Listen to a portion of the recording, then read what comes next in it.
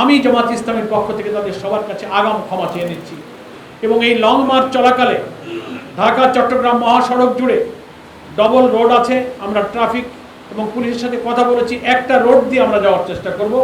একটা রোডকে আমরা ফ্রি রাখার চেষ্টা করব যেন সাধারণ মানুষের পরিবহন যানবাহন চলাচলে বিঘ্ন না ঘটে। তবুও এত বড় হাজার হাজার গাড়ির একটা বহর যখন রাস্তার একটা অংশ দিয়ে যাবে, তবুও কিছুটা কোথাও কোথাও যাত্রা বিরতি হবে, পথসভা হবে, তখন কিছু সময় সেখানে দাঁড়াতে হবে, কিছুটা যানজট যে হবে না তা নয়। এই জন্য দেশবাসীর কাছে শাপলা চত্বর থেকে নিয়ে লালদিঘি পর্যন্ত এই অঞ্চলের রাস্তার দুধারের সব মানুষ, যানবাহন, দোকানদার, ফেরিওয়ালা, রিক্সাওয়ালা,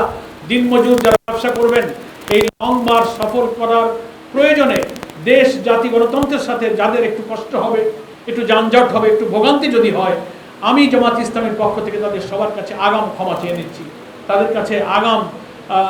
ক্ষমাসুন্দর দৃষ্টি দেখার জন্য জামাতের পক্ষ থেকে তাদের কাছে আমি ক্ষমা প্রার্থনা করছি আগামভাবে, এবং আশা করি তারা আমাদের এই লং মার্চের সকল কাজে, অতীতের জনগণের সংগ্রামে, দাবি আদায়ের সংগ্রামে, ন্যায্য সংগ্রামে যেমন আপনারা অনেক স্যাক্রিফাইস করেছেন, নিজের প্রয়োজন স্বার্থকে